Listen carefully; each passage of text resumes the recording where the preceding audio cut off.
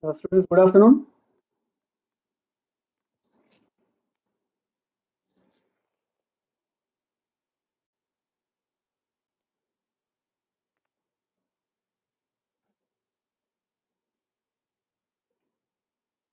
Good afternoon, students. Yeah,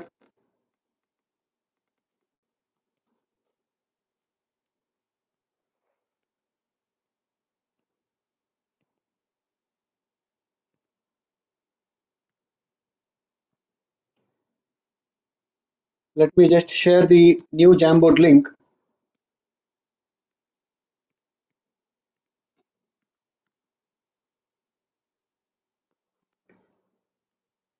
Okay, today we will discuss those questions from homework. Okay, what were the question numbers that was uploaded on Learnity? Can someone tell me?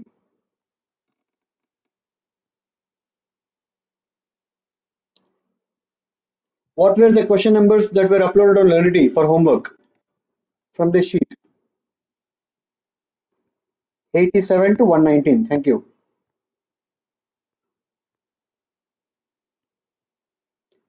Okay, so today it will be a doubt clarification session.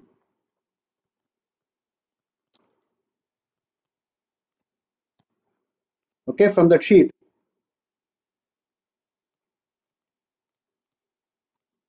Exercise on rotational mechanics.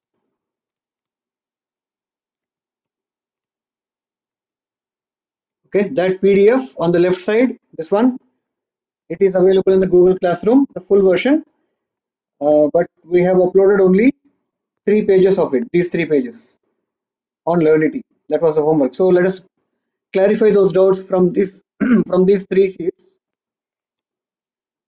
We will try to clarify doubts only from these 3 sheets first, and then we will move on to others also if we have done.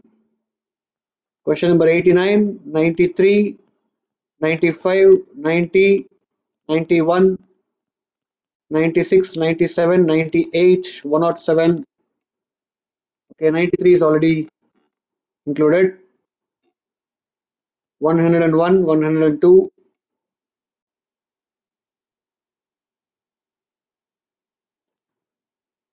99. Okay, so these are the doubts we got first. We will clarify these first and then we'll move on. Okay, so we have 109 also.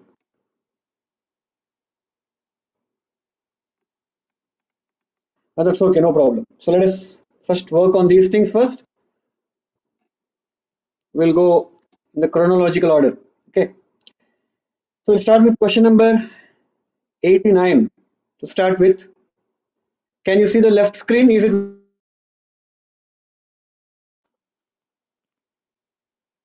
the left screen? Is it visible? The text? Can you read it? Okay, in fact, for each question, I can zoom it also, I think. Yeah. So question number 89 is what we are looking at. Okay, this one. Uniform rod of mass capital M and length L is pivoted at one of its ends. It's a rod now and is free to rotate without friction about a horizontal axis. A point mass M is attached to the free end of the rod. The center of mass rises to a height h from its minimum position. Minimum position is the bottommost position. I mean, when the rod is vertical, the center of mass is at the middle of the rod. We are talking about center of mass of the rod only, I think. I don't think they are talking about center of mass of the rod as well as the point mass. Okay. The moment of inertia of the system about an axis passing through point O and perpendicular to plane of rotation will be dash. Okay. This has nothing to do with H. Question number 89, it has nothing to do with H. They are simply asking moment of inertia of the system for that rotation to take place. So what you have is a rod and you have a point mass. This is the axis. What is the moment of inertia? I is equal to moment of inertia of the rod plus moment of inertia of the mass. For the rod, it is capital M L square divided by 3, because it is the axis is passing through one of the ends.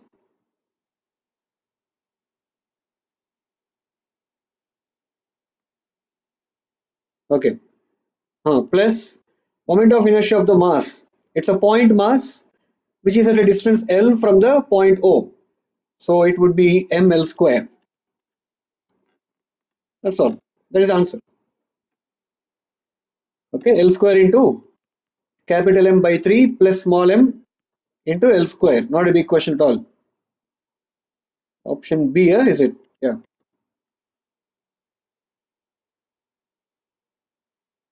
89, option B. It's not a difficult question. Fine though, no problem. So 89 is done. What else? Question number 90. I'm going in that order only. Okay, fine. In the question 89, now Sudarshan, K. Sudarshan, it is in this question that you have to worry about H apparently. Okay, so question number 90 depends on question number 89. So good that we have done 89 anyway. In the question 89, the change in potential energy of the rod when it comes to highest to the lowest position will be, presuming the potential energy in the lowest position to be 0. What is the change in its potential energy of the rod when it comes from highest to the lowest position? When it comes from highest to the lowest position, does the potential energy decrease or increase? You tell me that first. When the rod comes from higher to lower position, potential energy decreases. So the change in potential energy will be negative, first of all. So clearly option A and option C are ruled out there itself. A and C are ruled out because there is going to be a decrease in potential energy. So decrease in potential energy is equal to final minus initial. So you would say potential at lowest point minus potential at highest point. Potential energy, I mean. For the rod, the center of mass comes down by a height h, which means capital mgh is the loss of potential energy, minus capital mgh is the loss of potential energy because of the rod coming down and its center of mass coming down by a height h. Okay. Now, if the midpoint of the rod comes down by a height h, the free end of the rod comes down by height 2h. It's a simple basic proportionality theorem. Okay. If this point comes down by distance h, then this point comes down by 2h.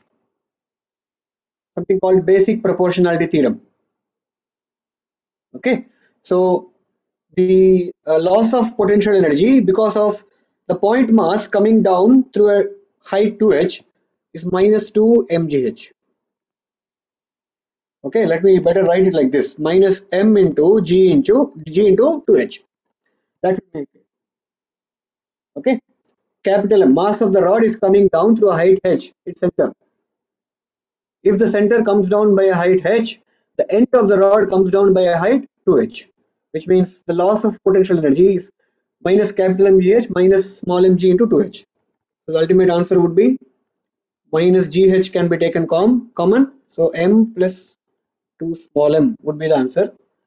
This is the loss of potential energy as it comes down. Which option is that? Option D. That is in option D. Yeah. Lowest they said it is 0. So this is 0. U of high is this much basically. Okay. So they specified at the lowest point the potential energy is 0.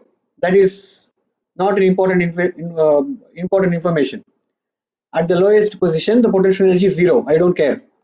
If it was 1 also, the potential energy would have been exactly this much more than 1 at the highest point. We are only trying to find the difference.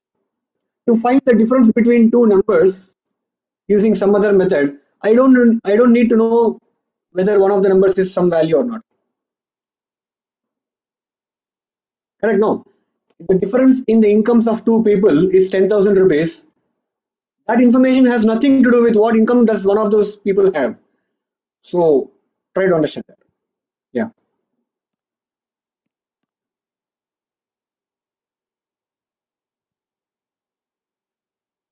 This is a rod bar. This is a rod. This total height is L, let us say. So this is also L. It's a circle. If it rotates like this and the circle goes here, the center of the rod goes here. This is O, this is O dash. This is A, this is A dash. Okay, this is point B, let us say.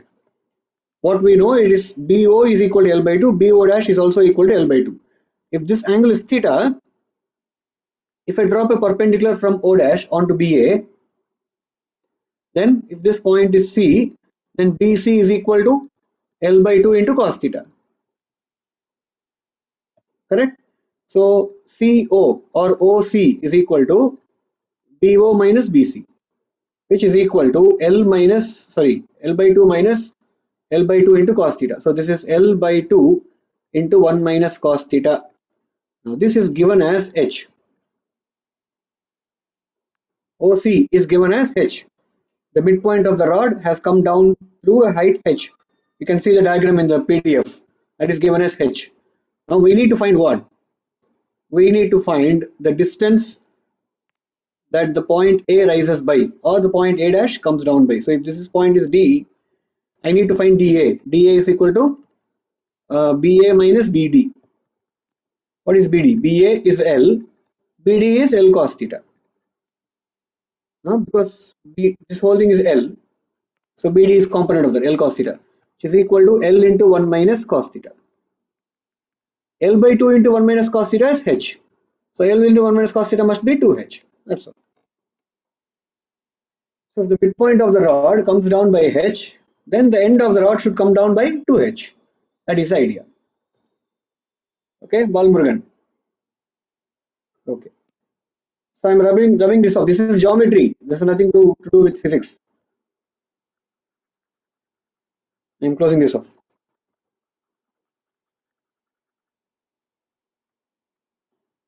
Okay, what is the next question? After 90, what's next? 91. Question number 91.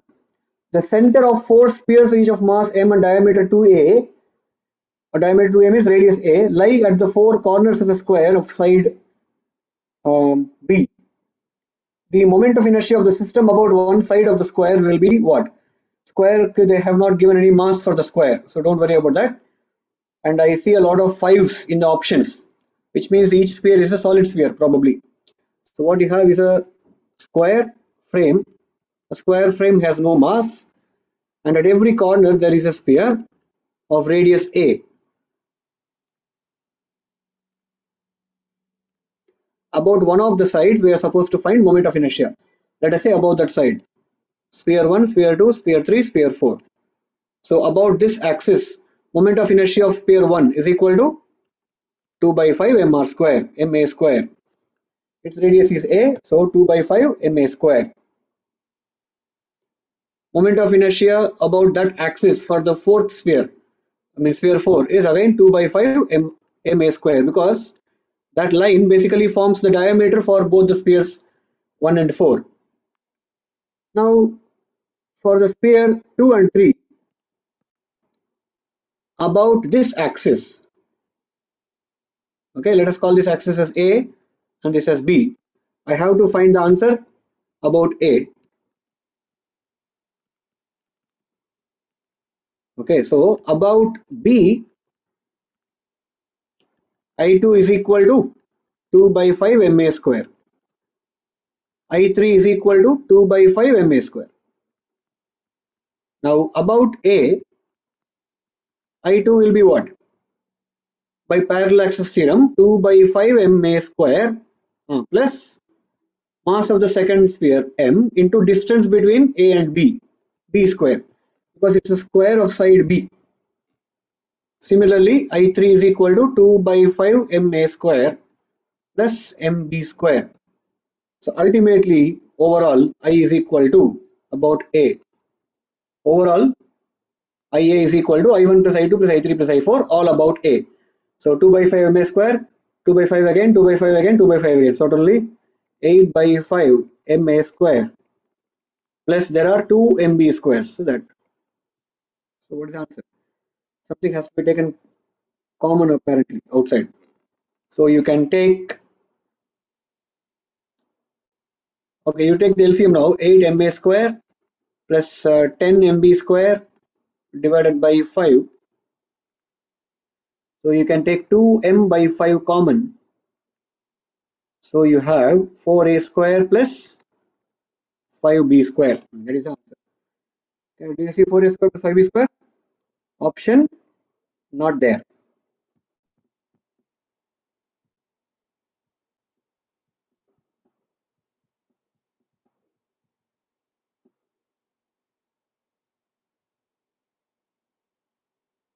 There is no option correct there because it has to be 2m by 5. Okay, not 4m by 5.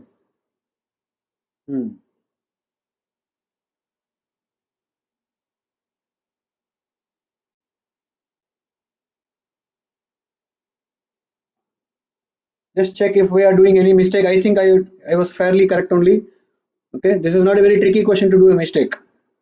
So I don't think we are wrong here.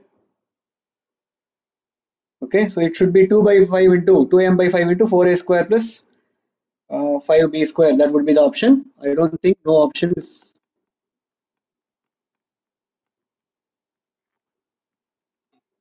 That alone have to say about this question. Okay, just that no option is correct there. No problem, no issues. So that is question number 91.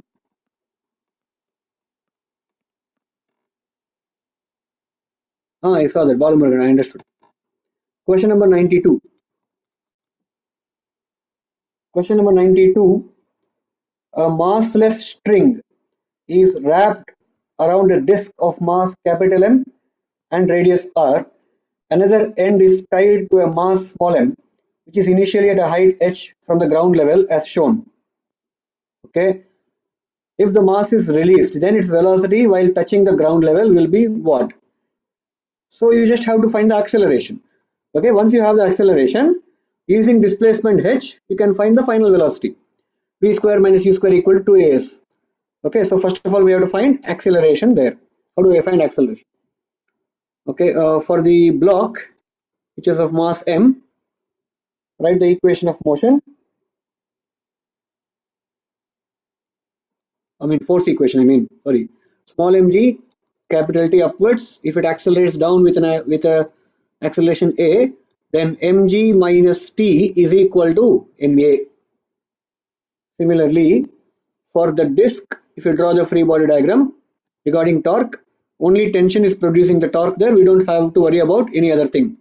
And the tangential acceleration for this pulley is a, while angular acceleration is alpha. So what you have is a is equal to r alpha, simultaneously t into r about its center, perpendicular distance from the center to the tension is r. So t into r is the torque produced. Torque is equal to I alpha. So t into r is equal to, what is I? They have specified that this is a disk, didn't they?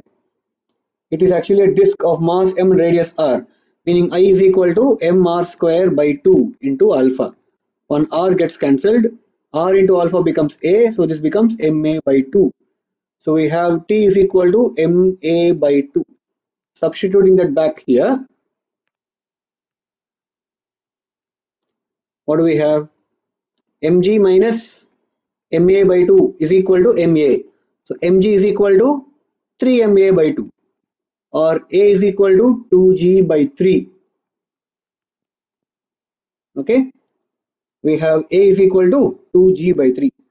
Now going back to kinematics, u is equal to 0, a is equal to 2g by 3 downwards for the block, and displacement is equal to h, and we have to find v. So v square is equal to 2as, 2 into 2g by 3 into h. So that implies V is equal to 2 root of GH by 3. 2 into 2 is 4, root of 4 is 2 outside, so I can write like that. Why are the masses different? Hey, sorry. Oh, sheesh. Made a mistake. Sorry. This is actually capital M, not small m.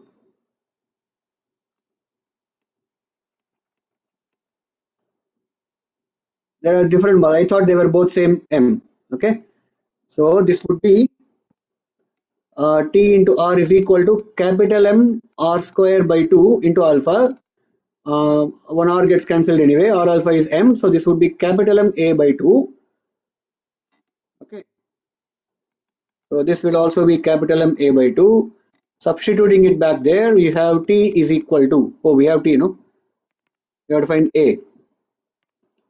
So MA is equal to small mg minus tension, which is capital MA divided by 2. So bringing that to the other side, we have 2 small m plus capital M divided by 2 into A is equal to small mg, which means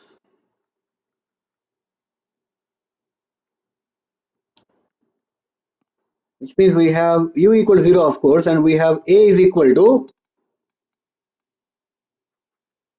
2 mg divided by 2 small m plus capital M. Okay, from here, if you separate A from here, 2 goes to the numerator and this thing comes to the denominator. So A is equal to that value. So you have V square is equal to 2AS. That implies V is equal to root of 2 into 2 mg H divided by 2 small m plus capital M. If you want, you can take these 2's outside, both the 2's outside, it will become 1, 2. So 2 root of mgh by 2m plus m. Or you could keep it like that. So option is answer D, but the root is there for the whole thing. Option D does not have the root for the whole thing. Yeah, I told you conservation of energy yesterday, right? One of you asked this doubt. One of you asked this doubt, and I told you to do conservation of energy, and I did force equation and torque equation here. Conservation of energy will get the answer much quicker. Sorry. Okay. You can work it out using conservation of energy. That is much quicker. Okay. Okay, so there is one method, of course. Conservation of energy will get you much quicker because it's a question to find velocity or speed. In fact, that myself I told you in the class. Whenever they ask you to calculate the velocity, you do conservation of energy, and whenever they talk about times or accelerations or force torques, do this one. Yeah. So yeah, no problem.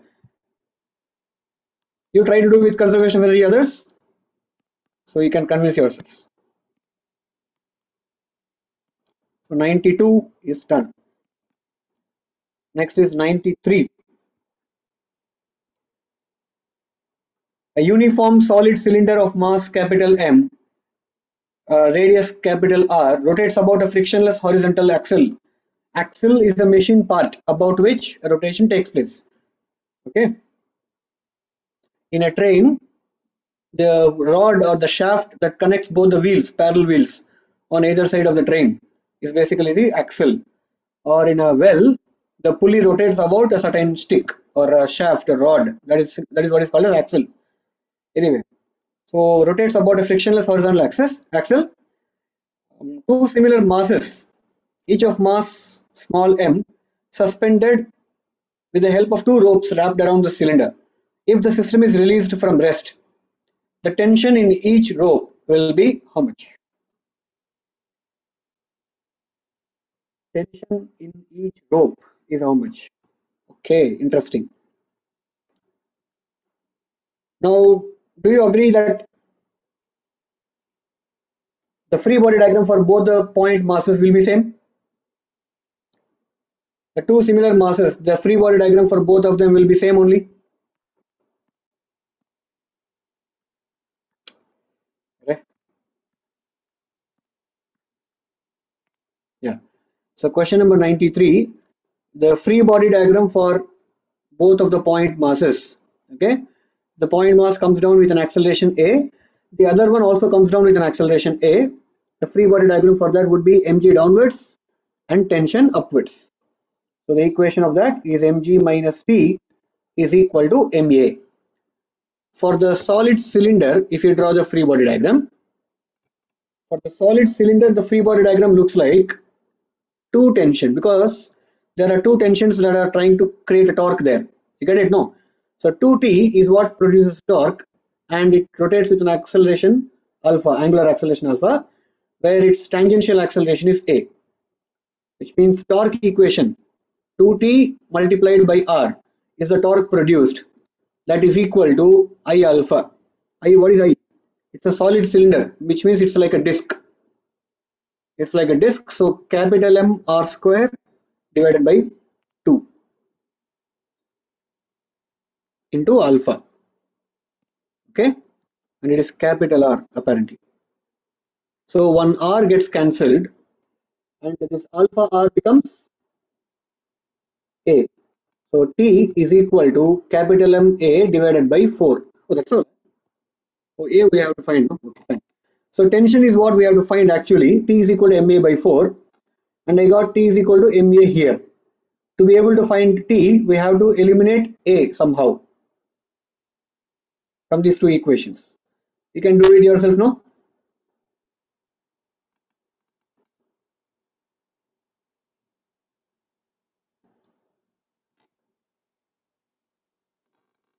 Yes, Sudarshan is asking, please give equilibrium Jamboard link. Equilibrium Jamboard link, now equilibrium in rotational motion. Is that what you're asking? I think it is in rotational motion too only. I'm not sure. It is there on Google Classroom, no? Please find out. It's all there within the chapter rotational motion only. You should be able to find out. Or give me time after 4:45. You ask me on WhatsApp. I'll let you know. Okay, so to substitute the tension here if you wish anyway. Mg is equal to Ma plus tension, small ma plus capital Ma by 4. So this would be 4 small m plus capital M divided by 4 into A. So we got the value for A there. A is equal to 4 mg divided by 4 small m plus capital M. That is A. Now substitute that A in this equation to get tension value. So tension is equal to capital MA by 4. So when you multiply A here, this 4 and this 4 get cancelled. This M and small m get multiplied. So mmg divided by 4m plus capital M would be the answer. Option D. Yeah? So option D would be the correct answer there. Understood? That is question number 93.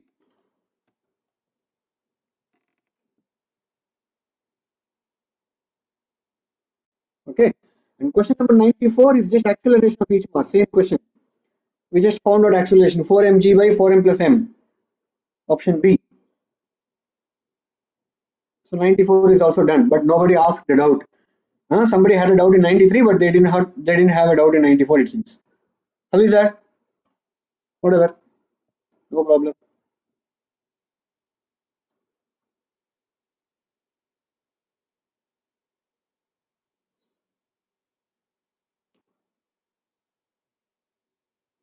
Question number 95. Next. Question number 95. A string of negligible thickness is wrapped several times around a cylinder kept on a rough horizontal surface. A boy standing at a distance L from the cylinder holds one end of the string and pulls the cylinder towards him as shown. Okay. Assuming no slipping, the length of the thread passed through the hands of the man is dash.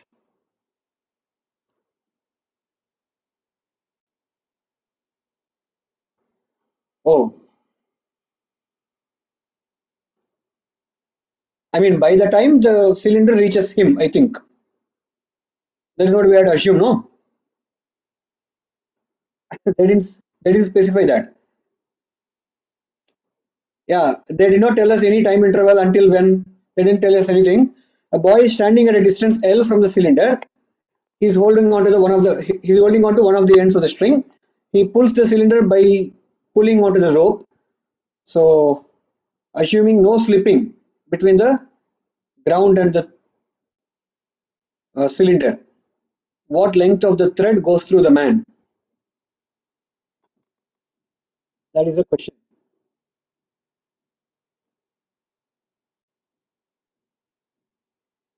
What do you think will happen?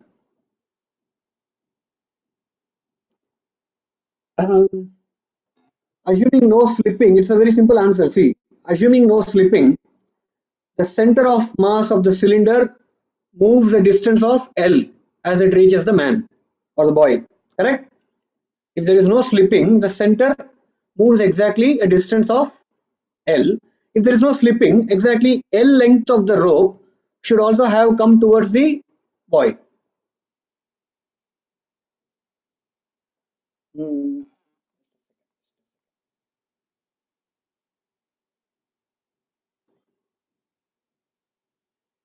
Okay, think like this. He is pulling on the rope from the topmost point of the cylinder, right? Think like this one. He is pulling onto the rope from the topmost point, and we had actually done one of these questions. Like at the topmost point, let me switch on annotate. Just a second. There is no annotation. Oh, too bad.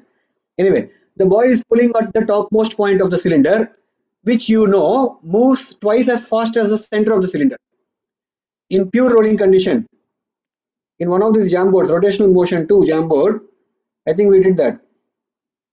There was a question where I asked, what is the ratio of the speeds of the topmost point and the center of a purely rolling object? The ratio was 2:1, right? So as the center moves through a distance L, the topmost point moves twice as fast, which means in the same time it must have moved twice the distance, which means he must have gone through twice the length of the rope. So I would say answer is 2L. Okay, 95 should be 2L in my opinion.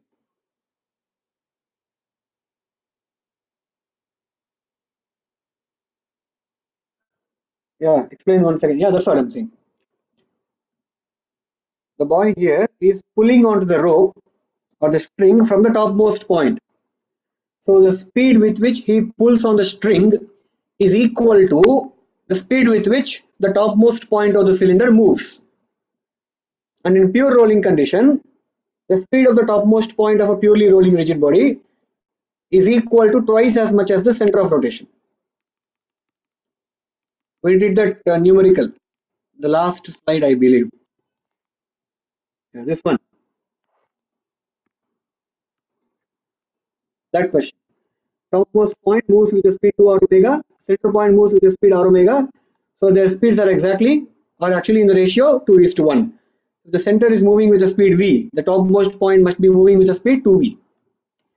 So if the center point covers a distance L in a certain time, in the same amount of time, the topmost point would have covered 2L distance. So the string that goes through him is basically 2L. That is the idea. Okay, I hope you understood that. This green color, huh? 95 done. We did not even write anything there, just logical there. Or you could say question number 95, because V of topmost point is equal to 2 times V of center of rotation. That's all. That's the reason we have to write. What is the next one? After 95, we have 3 consecutively. 96. A yo-yo is a toy in the form of a disc with a concentric shaft. So it's basically two objects. Okay, shaft is usually a cylinder, and above that there is a disc. A string is wound around the shaft. When suspended from the free end, the string unwinds and winds so that the yo-yo falls down and rises up again. The ratio of the tension in the string while descending and ascending is equal to dash.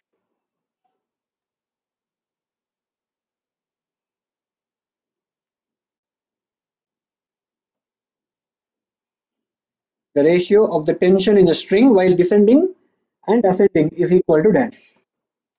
So while descending and ascending, there must be something equal. Now we need to know what is equal in either situation.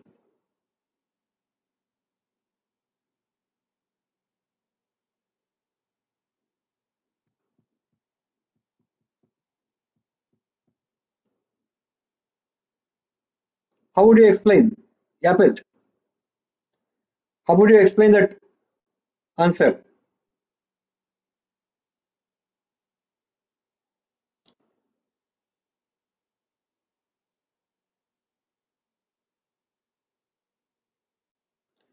When it winds again, does it wind on the disc or the shaft itself?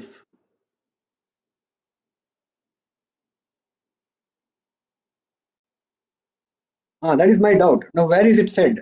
We have to assume it or what?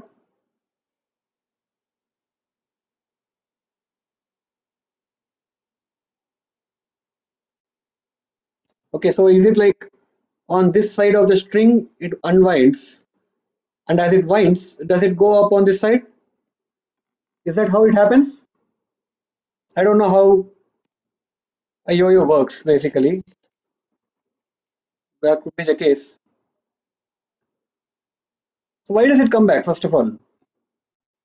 So without understanding why does it come back,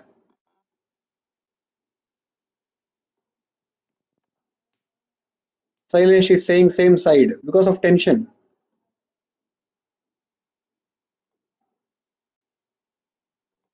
That's my doubt.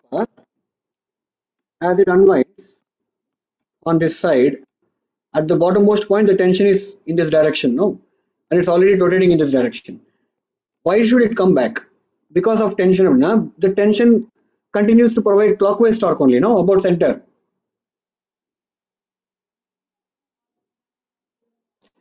I'm assuming at the bottommost point, this becomes the center of rotation, and therefore the clockwise torque makes it go this way and then come up.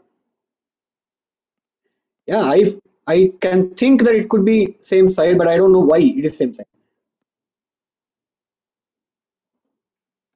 The string is wound on the shaft. When suspended from the free end, the string unwinds and winds so that the yo-yo falls down and rises up again and again. The ratio of tension in the string while descending and ascending is what? Fine, no problem. When descending,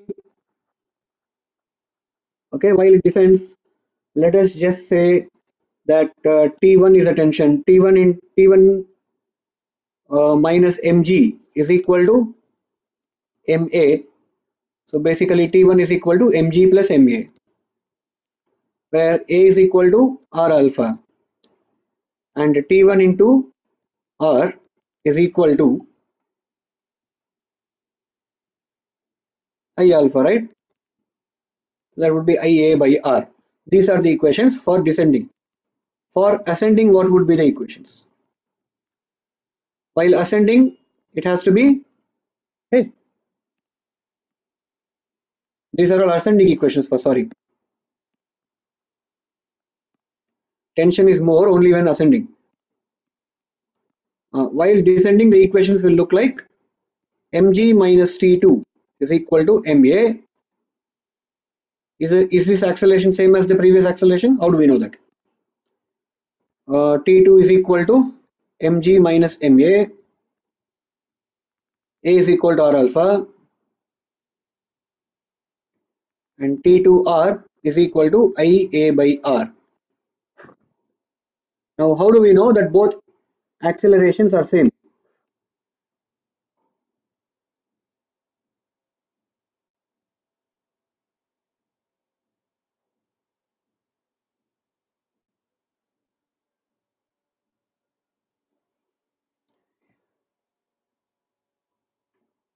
I don't know.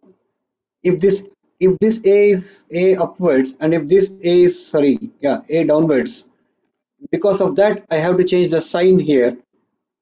In that case, I am convinced that T1 is equal to T2. But I'm still not convinced because I don't know how a yo-yo works. Why would a yo-yo go back? Unless I see that happening, I would not be able to answer this question. I'll go with your intuition. I'll say option is B, 1:1. It feels like that also. Yo-yo covers the same distance up and down, I think. Okay, it covers same distance up and down. But in what times? Does yo-yo cover the distances up and down in the same time or different times?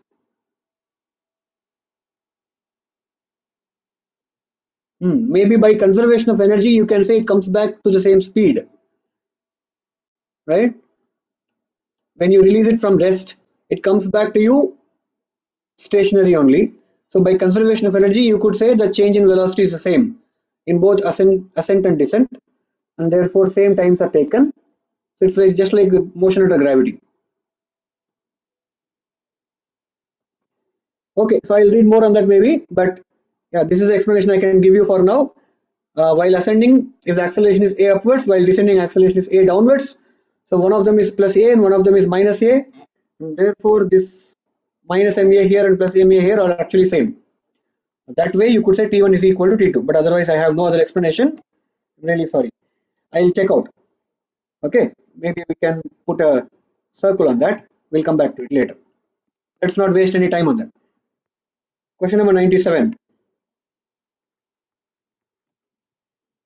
Two masses, 200 grams and 300 grams, are attached to the 20 centimeter and 70 centimeter marks of a light meter scale. The moment of inertia of this system about an axis passing through 50 centimeter mark would be. We had done these questions, no? Center of mass, moment of inertia, etc. 200 grams, 0.2 kg into 30 centimeters. 30 centimeters now, 0.3 squared plus 300 grams, 0.3 into 0.2 square. That is the answer, which is equal to 0.2 into 0.3 taken common. You get 0.3 plus 0.2, which is half. So 0.3 plus 0.2 is 0.5, half. 0.5 into 0.2 is 0.1. 0.1 into 0.3 is 0.03 kg meter square is the answer. That would be option B.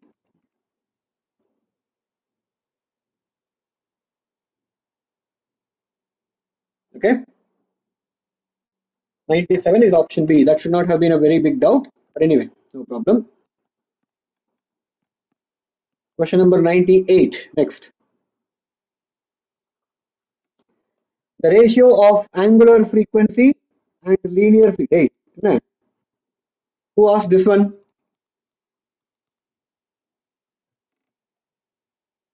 Ratio of angular frequency and linear frequency, omega by nu, is what? It's a straightforward formula. You know omega is equal to 2 pi nu. So omega by nu is equal to 2 pi. You cannot ask these questions. Then we have 99.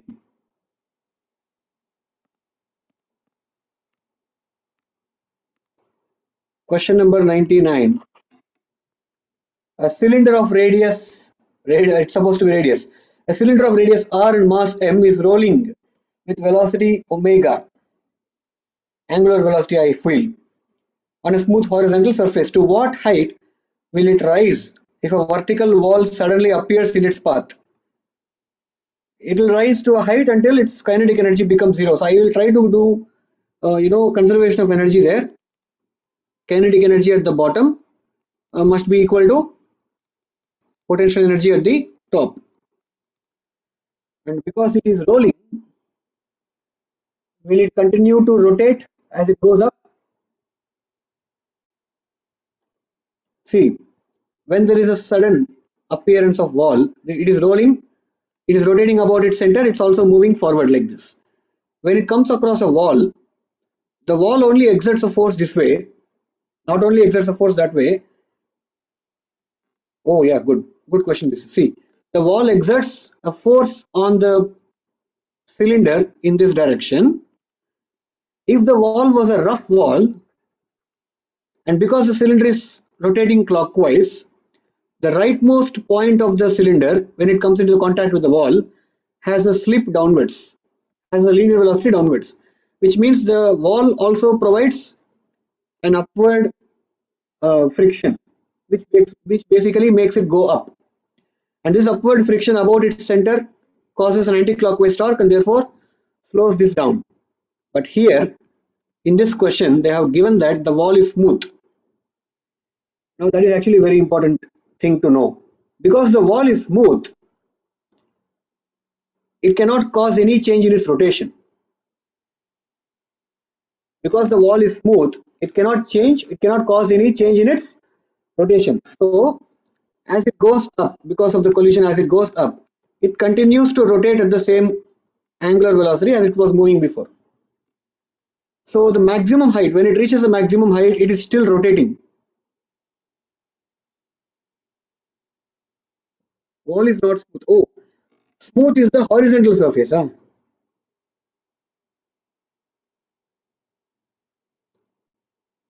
Okay. Smooth is the horizontal surface, but the vertical wall, they have not spoken about it anything. So then we have to consider it is rough. No?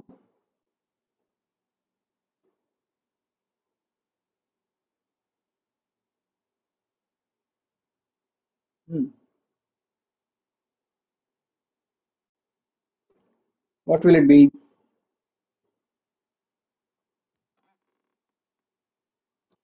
Okay, let's just find out. Let us see if conservation of energy works out. If I can find any option there, that will be good.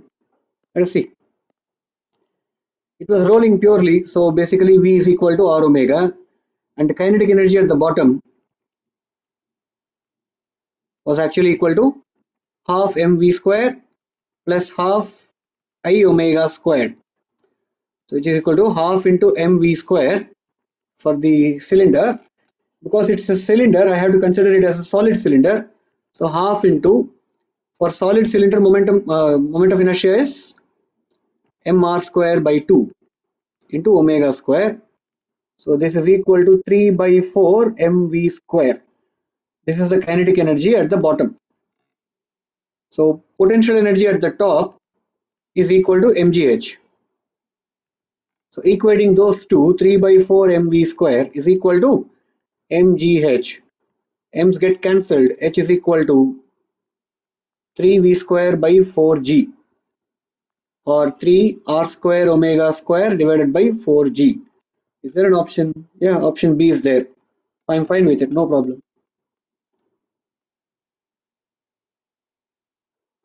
It will collide elastically, no sir. How do we know? Why do you think it collides elastically? What they're trying to say is just goes up. It rolls up the inclined plane. Like an inclined plane, it is a 90-degree inclined plane. I think we may have to assume that it rolls purely on the vertical wall also. See, they have not specified anything about the vertical wall. They have not specified what is the coefficient of friction there and etc. We would have to assume that it rolls purely on the vertical wall and there is enough coefficient of friction there to cause it. If it is smooth, I don't think it will even go up. Okay. If the horizontal surface was smooth and it suddenly encounters a vertical wall which is also smooth, then the only force the ball experiences is in this direction. The cylinder experiences is in this direction, and therefore the cylinder continues to rotate like this while moving this way, because this is also smooth. No, horizontal surface is also smooth. If all the surfaces are smooth, then it will hit the wall and come back with the same velocity while rotating with the same angular velocity, which means it is not rolling anymore. You understand? No, V equal to R omega does not work now because V is in opposite direction. Okay, it's not called rolling anymore. It's just a lot of slipping. It is still a combination of rotation and translation, but not rolling. Okay, that is question number 98. Is it 99?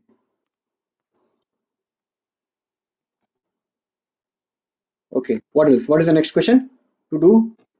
101. Question 101.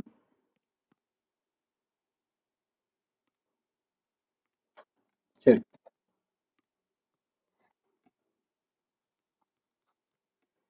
Question 101. A hollow cylinder is rolling on an inclined plane, inclined at an angle 30 degrees to horizontal. A speed after traveling a distance of 10 meter will be dash. Nothing, no information has been given. So you would have to assume a lot of things. You have to assume that it is rolling down an inclined plane. It is starting from rest and everything. Yeah, so I think it's a straightforward question. The speed after traveling a distance of 10 meter.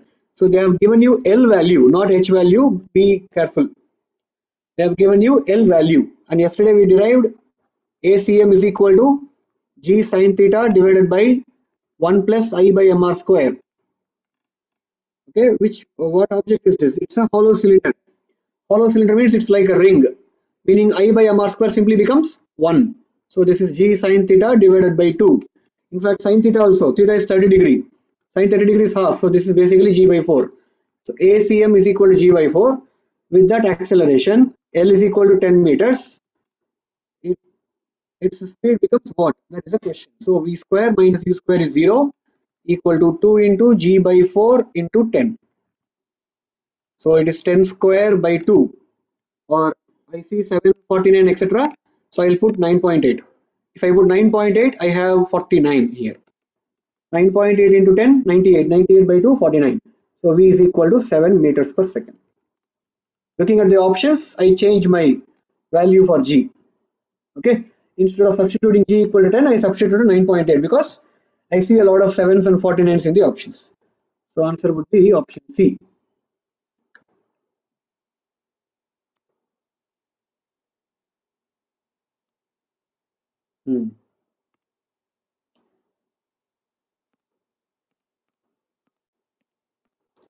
Next is 102. Oh, there is a question 90. We did not discuss that. Sorry. We'll see that later. Question 102. In a hydrogen atom, an electron revolves in a circular path. Radius of the path is 0.53 angstroms and it makes 7 into 10 power 15 revolutions per second. Angular momentum about proton is equal to, proton is nothing but the nucleus. Okay, so angular momentum is equal to mvr. R into P. R is radial, P is tangential, so sin theta is 1. So mvr is what you are supposed to do. Electron's mass 9.1 into 10 power minus 31 kilograms into velocity, we don't know. I can write V is equal to R omega. So it becomes R square omega. This is M into R square omega. 19th we have already done, na? Okay. M into R square omega. So we have M. R square is what? 5.3 into 10 power minus 11. That is R power 2.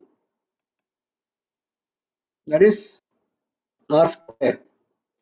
Angstrom is 10 power minus 10 meters. 0.53 to 10 power minus 10 should be written as 5.3 to 10 power minus 11. Scientific notation. That into omega. Omega means it is doing 7 into 10 power 15 revolutions per second. We have to convert that into radians. One revolution equal to 2 pi. So it's 2 pi into 7 into 10 power 15. The whole thing divided by 60. This should give you the answer. That should give you the answer. But do not try to solve the whole thing. Look at the options. Look at the options. They all have 11.2, which means don't multiply, don't divide anything. You're only going to get 11.2. Just only work with 10 powers. Okay. What do we have here? 10 power minus 31. We have 10 power minus 31, 10 power minus 22, 10 power 15. 10 power 15 into 10 power minus 10 power 15 into 10 power minus 22 is 10 power minus 7. 10 power minus 7, 10 power minus 31 gives you 10 power minus 38. And from 0 from the denominator gives you 10 power minus 39. Correct? 14, 8. No. Correct. 10 power minus 39 leaves you 9.1 into 5.3 square divided by 6 into 7 into 2 pi.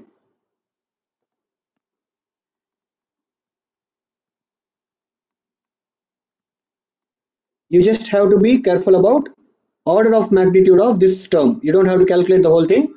Just find out the order of magnitude. That should give you the answer. See, 2 pi and 6 kind of get cancelled. 2 pi and 6 are very close to each other. they'll get cancelled. So this only leaves 1 point something. 7 into 1 or 9.1 into 1 point something is like 10. 9.1 into 1 point something is like very close to 10. So 2 pi, 9.16 all become basically 10 only. So this is approximately equal to 5.3 square into 7 into 10 power minus 38. Okay, good. 5.3 square is 25, 26 something. In fact, it is equal to how much? Whatever. Yeah, 210. So this whole thing becomes, we're not getting 11.2 there, nah? Are we getting 11.2 at all?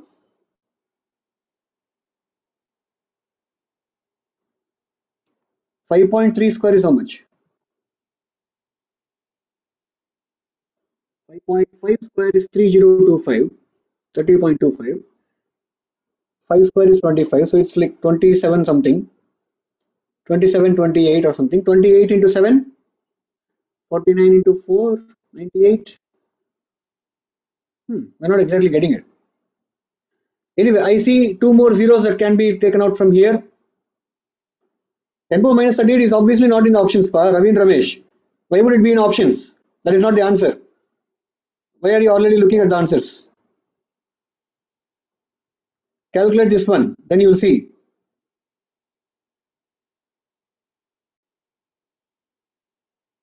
Option A is the smallest one, that probably is the answer.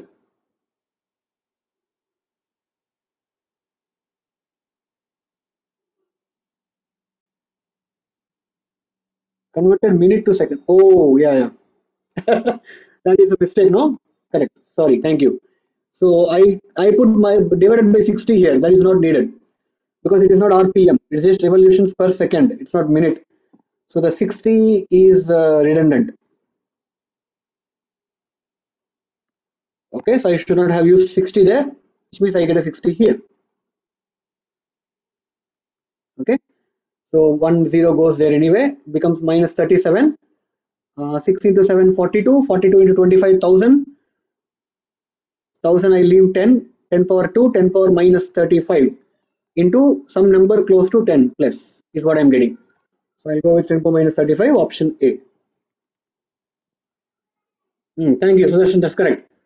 I should not have used by 60 because the question itself is revolutions per second.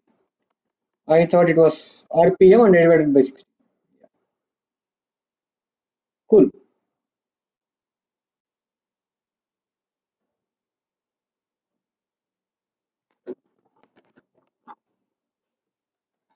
That is 102.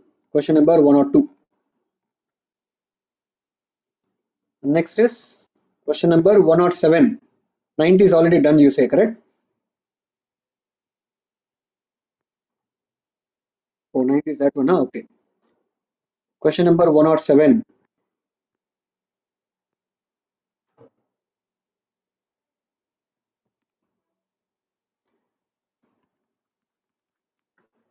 A solid cube of side L is made to oscillate about a horizontal axis passing through one of its edges. Its time period will be, oh, you cannot do this question. This is a question for SHM chapter. Question number 107 you cannot do.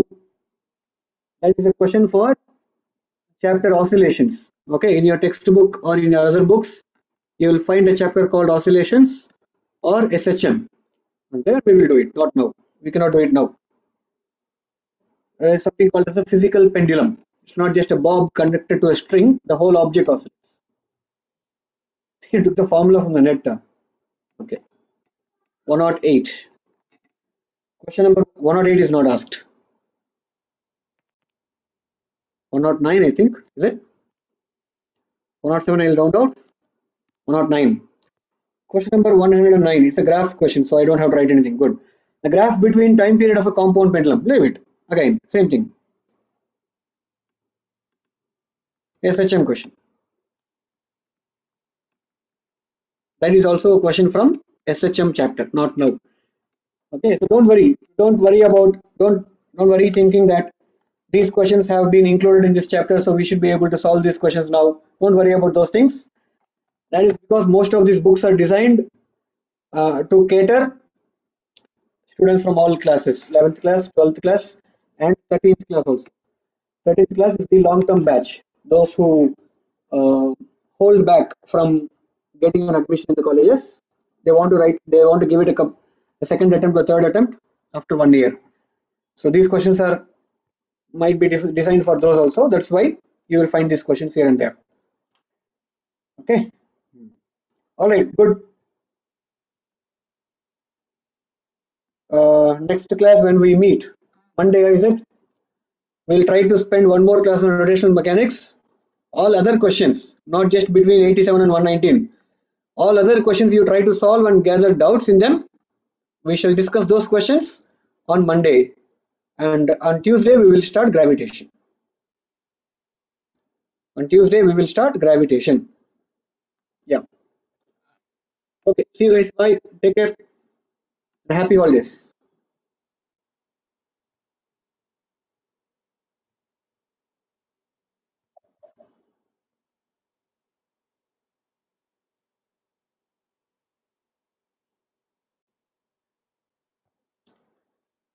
But sir, from point of suspension, the center of gravity will go near it with increase in potential energy and decrease while coming down. Okay, so